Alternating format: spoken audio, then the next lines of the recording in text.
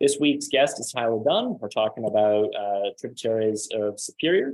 So some pretty kind of exotic, sort of far off, but also not really destinations, and it should be fun. So, hey again, Tyler. How's it going, Chris? Thanks for having me back. Pretty good. Thanks for coming. Awesome. Cool. Well, So what are we talking about today? Well, kind of looking forward to this one. I started on the first episode I had with you guys on the St. Mary's, which was kind of the first place I started fishing myself. And the Lake Superior Tributaries is it's a special place to me. It's kind of where I started my guide career. It's probably my favorite thing to do myself, fishing too. But it's kind of where I started off 10 plus years ago when I had a car, I didn't have a boat. I started doing some guide trips on the side. My little Sunfire at the time, between most of the rivers from Sault Ste. Marie to Wawa. That's my wheelhouse. I'm going to talk a little bit more tonight about a few rivers further past, the Nipigon, the Steele. But I'm going to probably stick with mostly the rivers between the Sioux and Wawa. You got about 8-10 rivers in there.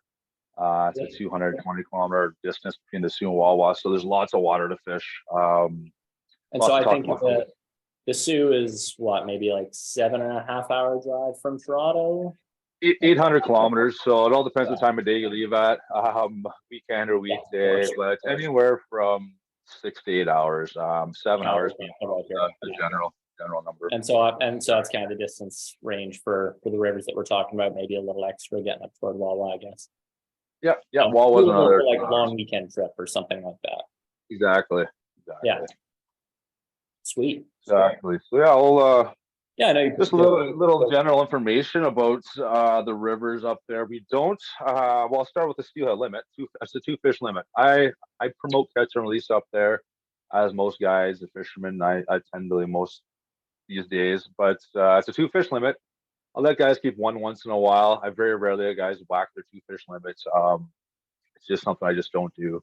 If someone's fishing on their own, I can't tell them not to do that. It's perfectly legal. But you're fishing with me, I would rather. I don't mind a fish here and there. Fish is hooked weird or whatnot, but I try and keep it to a fish just here and there. We do have an open year-round season.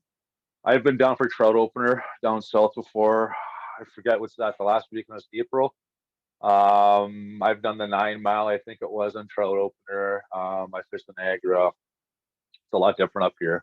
You're not going to deal with the crowds. There's not going to be guys camping out at night to get spots or nothing like that. A few of the more common rivers, you might have to leave at 4 or 5 in the morning to get a couple of the hotter spots. But if you don't want to do that, you don't have to get there super early. You can kind of go at your own pace. One nice thing about our northern tributaries is we're getting a real good return of coastal brook trout. I have down here one brook trout over 22 is the limit for that.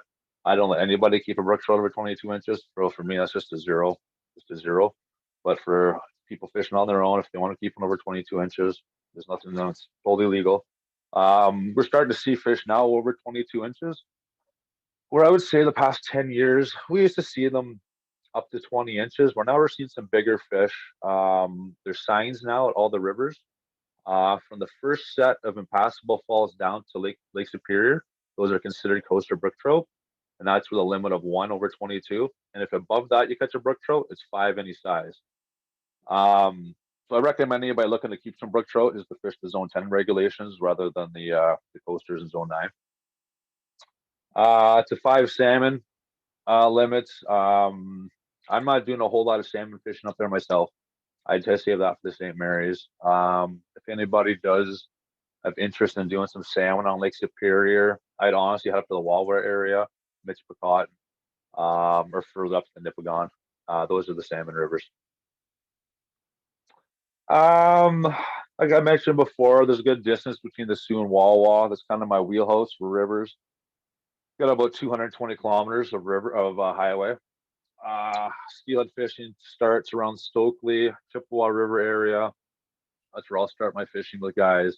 And we're fishing all the way up to the Sand River. I don't go too much further than that, just it's a long for a day trip. It's a pretty long ways for one day, but I have buddies that go all the way to Michpicot for the day, drive back, camp out up there, sleep in the trucks, whatever they do, right? Access to rivers. That's a question I get quite a bit. just for people coming through or guys that I take fishing, asking about other places to go. There's lots of access to rivers.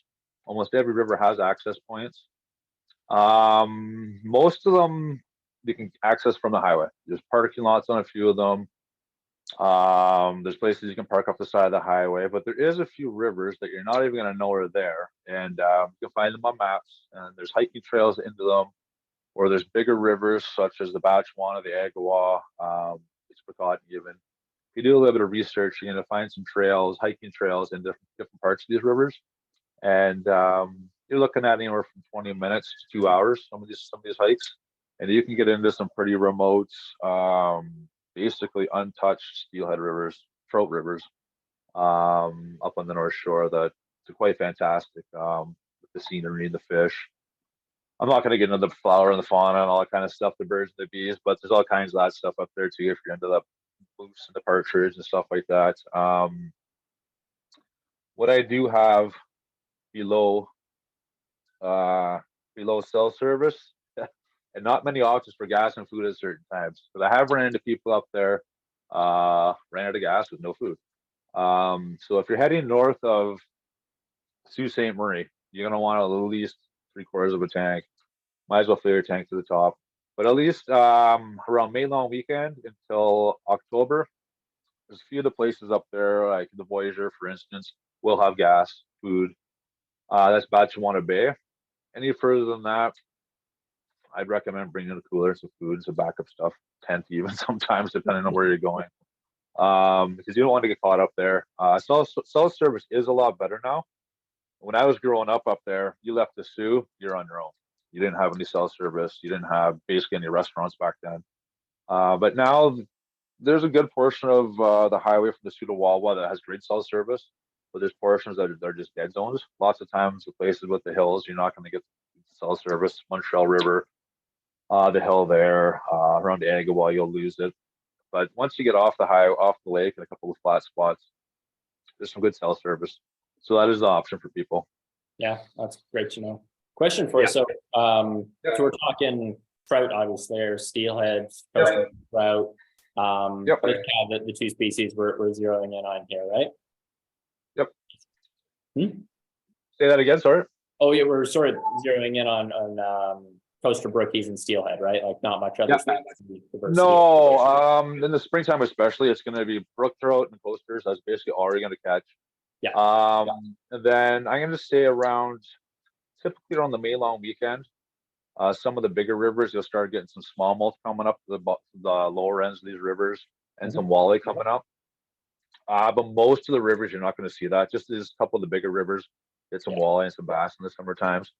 But for the summertime fishing on most of those tributaries, I really don't recommend it. Once June rolls around, most of those rivers, they dry right up. Like there's not much for summertime brook trout or anything like that. I would really highly recommend not even looking into it. If you're going to do something for summertime trout like that, go inland. A lot of the lakes and stuff, that's where you want to be. Yeah, makes sense. Yeah. And so these rivers, like I'm thinking like typical kind of Northern Ontario, high gradient, maybe not very long rivers. Is that exactly the right thing I'm thinking of? Exactly what it is. Exactly what it is. Lots of rocks, high gradient for sure. And lots of these rivers, they're short. I'll just talk, for instance, like the Chippewa River. Chippewa River is a very common river. It's the halfway point of the Trans-Canada Highway. So you get lots of people stopping there for pictures and breaks and dog walks and all kinds of stuff. That's why I'll talk about it. It's not no secret. Locals won't mind. What I like about the Chippewa River, especially, it always has steelhead in the springtime. It's a short run from the lake to the falls. So we get a blast of rain. Those fish are, they're up at the falls within a couple hours. You got maybe a kilometer. I'm not sure the exact distance from the lake to the impassable falls. We got maybe a kilometer of river, maybe a kilometer and a half. I don't even think that much. So that's one reason I like a lot of those rivers. You can kind of hop and skip really quick. Look for fish. You get on a bite, stay on them. Don't ever leave fish up there looking for other fish. Because a lot of those rivers fish a lot different than the next river up. So most of these rivers, like I said, have a very short window. Not many of these rivers fish well for more than a few weeks. A few of the bigger rivers will hold fish like the Agawa, the Gouli, the Batchewana. These are pretty big systems. Fish will go up them. They won't get trapped, but they'll stay up on these systems when the water drops, and they'll come out at the right times where rivers like the Chippewa, Speckled Trout Creek, Sand River, all these little smaller rivers like that, that water drops, those fish are gone. Yep. Yeah. Yeah, Cool. big time. And like it's not really a temperature, like I spoke about the rapids last time. It's very temperature driven, the rapids. It's man regulated water levels. So it has a lot to do with the water temperatures. That's why there's fish in there till June, because the water's cool, water's high, they're not gonna leave. Where on the Superior rivers, it's all water levels. It could be warm. You could get a blast of rain in June. And if you do get a flood or something like that in June, steelhead will run the rivers at that time of the year too. If there's water, those trout will be up there. It's just usually in June and July we're not seeing that kind of water. Yeah, cool. All right. Well, I'm sure we'll dive more into the specific rivers in a bit here. So I'll let you carry on. Yeah, so we'll talk a little about the seasons and species. We touched about it a little bit before.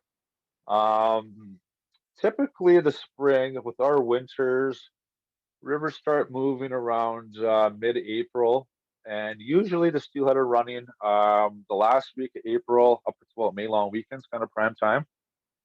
With that being said, there's been more years than often not than I've steelheaded in March. This year might be one. Just judging by the way we've been going this year, some of the rivers will probably be moving in March. The thing is, you'll probably have to wear snowshoes to fish some of them, and I usually wait till the snow's kind of gone, a little more than that, before I start going up there with clients. But I'll be up with my buddies probably, and I guess this year, the end of March, early April. The rivers should be flowing. But typically, like I said, prime time, I think fourth week of April until about the third week of May. That's generally the best month of the spring for up in the North Shore. The coaster brook trout, kind of, if you want to come up looking for a little bit more coasters compared to steelhead, think May, think mid-May to even almost early June. They're coming up to feed. They're eating eggs, they're eating bugs. The suckers usually show up around third week of May, second week of May even, and those coasters aren't far behind those. So you kind of gauge that behind the sucker run too. And then the fall time, the pink salmon show up about Labor Day weekend. That's kind of a good general timeline for the pinks on the North Shore. Cohos can be a little bit different. If we have water, they'll be right behind them, mid-September. The year that just passed, this past fall, we really didn't get a good coho push until, just thinking back, it was close to Halloween. We just didn't have a lot of water in the rivers. So once the water showed up, the coho showed up. And it was actually a really good run last year. It's probably some of the bigger fish and better numbers I've seen in quite some time. I'm not too sure why, but we'll take it. It was a good little bonus for the fall fishing up there. And the steelhead are almost always November, first week of November. If we have water, like I said, October they'll be there, but you can count on the whole month of November being pretty good up there. And then their run rates will freeze up. Sometimes I'm up there Christmas time even, but usually the first week of December we got some ice starting, and conditions get pretty tough up there. You can still fish, but you're talking frozen guides and tromping through snow, and driving conditions are pretty terrible through that time of the year. So that's just something to keep in mind if you want to head north in the fall. Yeah. And do many of those rivers have like an open until end of calendar year section? No. Everything's wide open. There is a few sanctuaries. There's not much. There's not much for sanctuaries, but there's a couple small, basically little trickles that flow in Superior. I can't remember the names of all of them. Obviously I don't fish them, but they're sanctuaries. If you look in the regs, you'll see them. So if you're fishing a little creek or a little river, you're not too sure about it, have a quick look. But for the most part, there's not much to worry about sanctuaries or out of season or private property even. It's pretty well free for all. Cool. Yeah, and I'm going to see what I have next here. Just some pictures from the spring.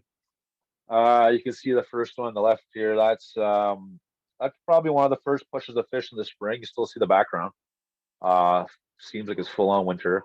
That's one of my favorite times for the float fishermen. Actually, is around the last week of April. I like the fly guys. Usually, the fishing picks up first week of May. but the float guys can have some pretty good days. And estuary stuff, the slow frog water and that early. Yeah. Yeah, these are just some more early season pictures. You might people that fish up here, they might recognize some of the backgrounds. I talked about the Chippewa River earlier. The fish with me holding it, that's the Chippewa River. That falls in the background is actually the impassable falls the fish can't get by. So that gives you an idea of what the fish are coming up to. This one. Now the picture on the right, we're fishing actually a mouth of a little river. It's one of my favorite things to do early on, especially early on, with more with the hardware guys throwing spoons and some float fishing guys. We do some fly casting at these spots. That's all weather dependent, the waves and the wind and that. It's a little tough in the 3 foot chop throwing the streamers at the mouth of a river, but some guys can get it done pretty good. Nice. Those fish are nice size. Would you say like average up there is sort of that 4 to 6 pound range? They're a little bit smaller. I've steelheaded all throughout the Great Lakes. They're definitely, I'm going to say, the smallest on average. Average size is going to be about 3 to 6 pounds. You get one over 6, that's a good fish up there. You get one 8, 9, even close to 10 pounds. That's a monster. They don't get much bigger than 30 inches. I've seen a handful of fish over 30 inches, but pound for pound, they're hard to beat. They're bullets, jumping, strapping. You know, the fish in the St. Mary's, I'm going to say, are probably a pound or two bigger on average, but they don't pull as hard. These are all wild rainbow trout. I don't know if I call them steelhead. They're wild fish, no stocking on our side. The Americans do some stocking, so I'm sure we do get some American stock fish. But for the most part, we're fishing a all natural reproduction, which is great. That's another reason why I don't keep too many fish up there. Yeah, it's awesome. Yeah, really. Yeah, Really good looking fish. The water looks, and those couple pictures, incredible. Great looking water too. Yeah, crystal clear. Well, for the most part, we do have a couple rivers that run a little. Actually, the fish on the right hand side, the big buck, that river in particular runs a little dirty. You know, like prime's going to be about a foot of visibility, and usually most of these rivers you're 3, 4, 5, 6 feet of visibility, no problem. A lot of these rivers, when they do actually blow out, you can still fish them because the clarity is still there. So that's why a lot of guys don't go up there and the water's really high because they think things are blowing out. Yeah, that's true. A lot of these rivers can blow out, but a lot of them are still fishable. They're clear water. So you're just fishing areas where you'd be standing normally. So the fish are still there. You just gotta kind of switch the areas you're fishing. But don't be scared to go up and fish high water on the North Shore. I would much rather do that than low water. If you have a trip planned and the water's really high, don't worry about it. Water's low, there's no rain in the forecast, or the snow's already melted. I'd be a little more inclined to maybe do a day or two in the St. Mary's and instead of the whole trip up north.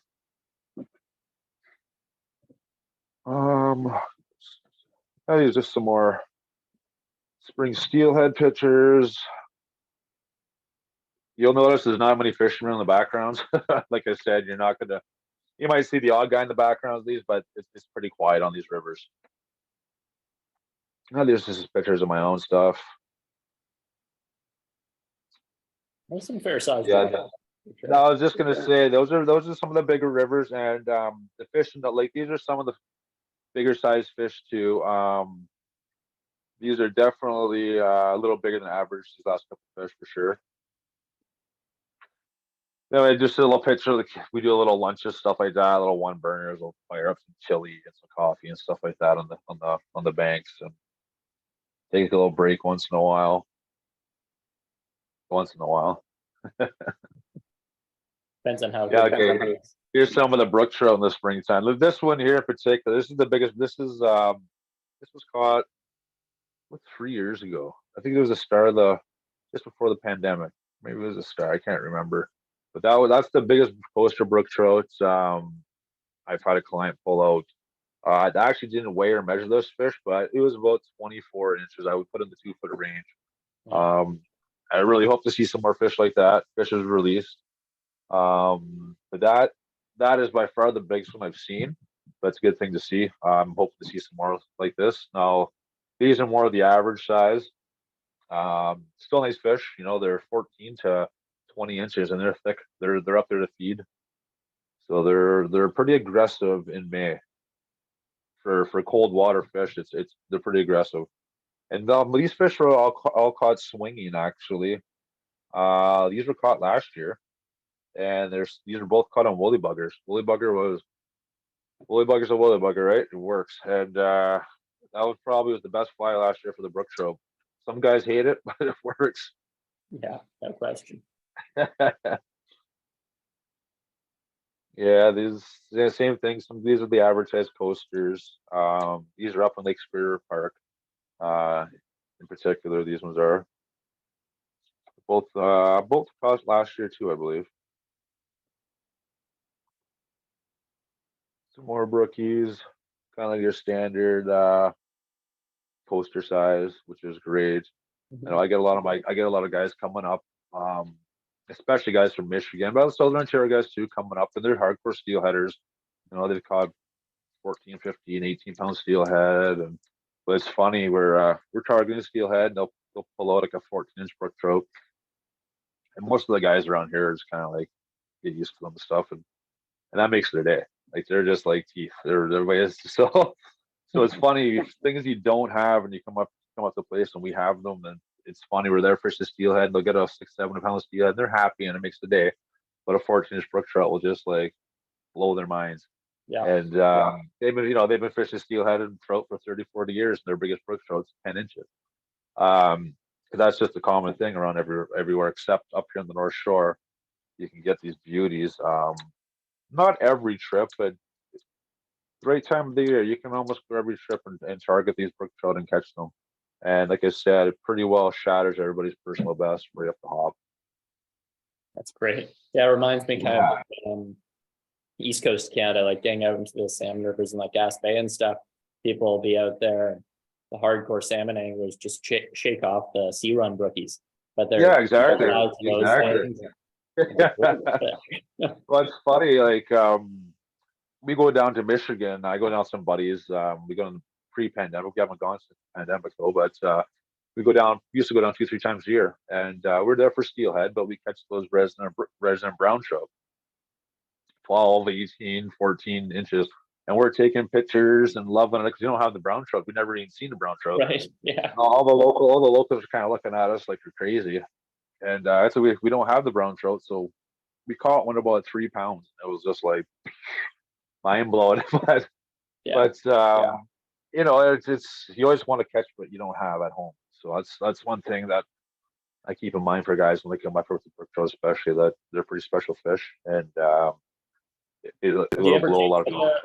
Are you ever able to take those coasters on dry flies when they're in the rivers? Yeah, actually, yeah, that's I've actually caught those more incidental. I have one guy in particular that comes up every year, different times of the year, but he's always a summertime guy. And he's about one of the only guys I take up on the North Shore in the summertime for trout, just because the water's low. There's not very many big fish around, but he's a dry fly guy. He just wants to catch fish on dry flies. And there's a couple rivers that we'll wade, and we'll get the small rainbows and stuff like that, but we get the coasters too. And some of them are they're coasters, but some of them are probably living in the river still. They're not actually going out to the lake. So we get the 6 to 10 inches that time of year too, but we'll pull the odd one out that's 12, 14 inches. Yeah, cool. Yeah. So now I'm at some fall stuff here. Fall steelhead. Any steelheader knows they fight harder in the fall. It's the fall on the North Shore. It's a great place. Fairly busy in September. Fairly busy until hunting starts. And then once hunting starts, you can literally go up north on a Saturday morning, head to the Chippewa River, and you at 9 o'clock in the morning, and you'll probably have most of the river, if not the entire river there. So you'll see all the blaze orange driving by. Everybody's going bird hunting. Everybody's going moose hunting. You get the odd guy fishing. Don't get me wrong, but man, oh man, the fall time for even if you just want to go on your own, do it yourself trip, the fall time is a great time to explore the North Shore and have basically not just stretches of rivers to yourself, the entire river to yourself. If not multiple rivers to yourself. That time of the year, because everybody's hunting. It's just the way it is. I don't hunt much. Just I'm busy in the fall with steelhead fishing, obviously, and I do a little bit of birds on that. But yeah, it's and for fish too, for big fish, if you're looking for a big natural Lake Superior steelhead, that's going to be the start of November.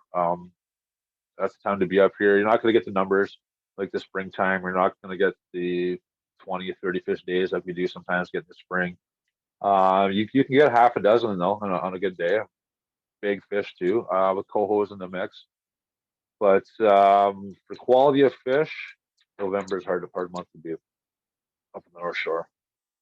Maybe just wear an orange hat.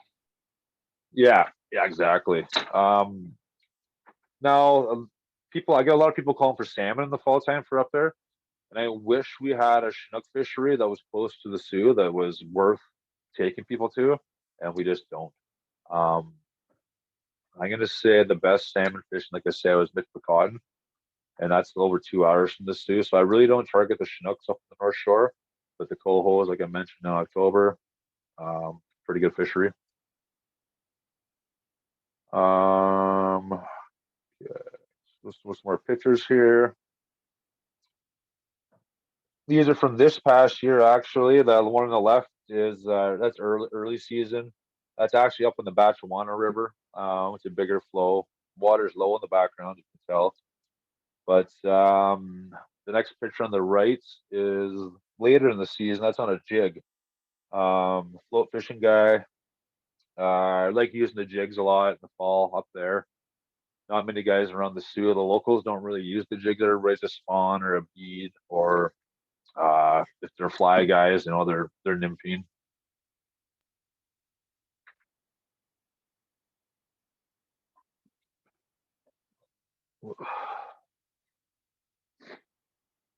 Oh,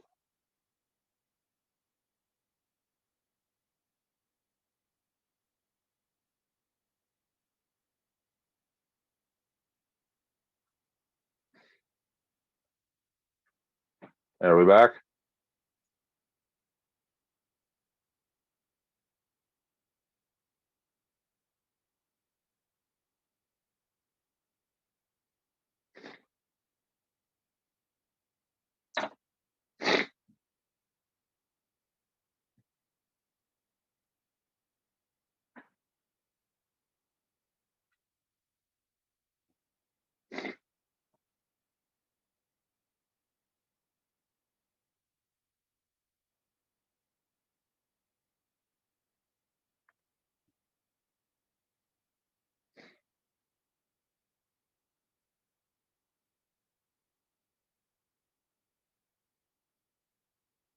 Can you hear me? There we go. Am I back? Okay, cool. Yeah, sorry, I realized I was on. Yeah, you're good. Okay. Sorry, So everybody. yeah, Working out those there. fish are. So yeah, if those fish are on jigs, that would to me suggest that they're pretty takeable on the swing as well. Yeah. They are big time. And that time of the year, most of the local guys are they're just nymphing eggs, basically. There's not many guys up there swinging stuff. The jig bite for the flow guys is one of my favorite things to do. And like you said, if they're chasing jigs, 100% they're going to take a swing a fly in the swing. Dan Pavato, Dan, he's been up there in the fall time. He's one of the only guys that I fish for fun with that fly fishes up there, and he's ran into a couple nice steelhead in the fall time with his two-handed. He always swings. Actually, it's a version of a woolly bugger, some kind of woolly bugger pattern with a rabbit strip hanging off the back of it. I don't know exactly what he's tying up, but man, it works in all of. You're gonna get in trouble for that one now. Yeah, sorry, Dan. He's in Costa Rica, so We're probably safe for now. yeah. Okay, there's some more. Some more fall time stuff here. The one that left again was the same kid, the Batchewana, another fish on that same day. And actually, the fish on the right was fishing with Dan this fall. That's on the Nipigon River. Cool. We were fishing up in the boat up in the Nipigon, and we got some nice steelhead. We didn't get many, but we got some nice steelhead up on the Nipigon. And then actually, I probably have a picture coming up from the Steel River. We did a fall day in the Steel River. I don't guide on the Steel River. I just was just a fun day myself, just to fish, and we caught pinks, cohos, rainbows. Phenomenal day. But so now we're getting into a bit of the salmon pictures now. Like I said, October. That fish there, they're darker fish in October. We'll get some silverfish showing up September, early October, but usually by mid-October, most of the fish have some color to them. It's just the way it is. That's sort of your average size coho up there. That's a little bigger, that one. I'm gonna say the cohos are about 2 to 4 pounds. They're a little bit smaller. Fantastic to eat. If any fish is to come up and worth targeting to eat, I highly recommend the coho. I have no problem letting people keep the limit of coho. It's a 5 fish limit. I'm not a huge fish eater, especially salmon. I like fish, I'm just not huge on the salmon. I love the coho. My 2-year-old son loves the coho. I can't say enough about eating the coho salmon, that's for sure. Fantastic fish to eat, fun to catch. Don't fight as hard as a steelhead, but they try, I will say. But you can get into big numbers of them, which is fun with guys. There's a fly there in that fish's mouth. That was a hot fly this fall for them. It was I'm not even sure what the fly was. I think it's right here. That's right here. Actually, that's the fly right there. Some kind of clouser with a rabbits. One of my clients actually left them with me. They worked the best this fall. Awesome fly. That's cool. Yeah, you talk about clients coming out catching, personal that's brook trout, or you going down catching the brown trout. Yeah. There's not in your backyard. Coho, I think for a lot of folks have that for us, where we have them down here, but definitely not, reliable numbers. I think No. most folks are happy accident kind of thing. Yeah. No, I agree totally. And same as the same areas now. I was growing up. Obviously, they were stocking them with stuff back then. We had a phenomenal coho run. We did it every year, and for about 10 years now, I really haven't targeted the coho in the same area. Just kind of catch them incidentally. But up north on Superior rivers, it's legitimate a run of fish. Like you can go to lit rivers and they're choked with cohos for a short period of time. And a lot of guys do make trips up here in the fall specifically for cohos. They kind of do the cast and blast thing. I get to come up to the cohos, do the bird hunting, kind of a combo. And are they like, I know that the cohos I seem to hook are pretty aggressive presentations, like absolutely after I've swung it out and hammered. So you're fishing pretty actively for them? Absolutely. Yeah, very actively, and you're fishing right back to your feet. Like my gear guys this year, I would say 95% of our fish came on spinners or something like that, and they're really cranking them in. And then my fly guys were swinging and then stripping back. And lots of those fish are coming on the strip about halfway back. We're steelhead, it's like swing on the dangle. We get them on the strip back, but not like the cohos. And the cohos, a lot of times, we'll see those fish. They'll follow it a few times before they actually hit. So always keep your glasses on and always watching the water, because you will see those fish follow. Awesome. Yeah, no, it's you know what? Up until this, I had a great fall this year with guys for cohos. I almost kind of forgot how many fish we have on the North Shore that time of the year for the cohos. Kind of got away from it a little bit, just primarily targeted the steelhead. And man, oh man, was I ever reminded this year how fun it could be. Actually, that picture with me on the left is Steel River. That's a fish from the trip right there. That's a Steel River coho. You can see the background. The water was actually really low that trip, so that's just an idea of low water on the Steel. Still fishable. The Chinook is actually from the Nipigon River this fall too. That was caught, I believe, at Alexander Dam, just below Alexander Dam. That's where that was caught. It was a little bit later too. That was in October, and it was a fairly clean fish. It was a nice surprise.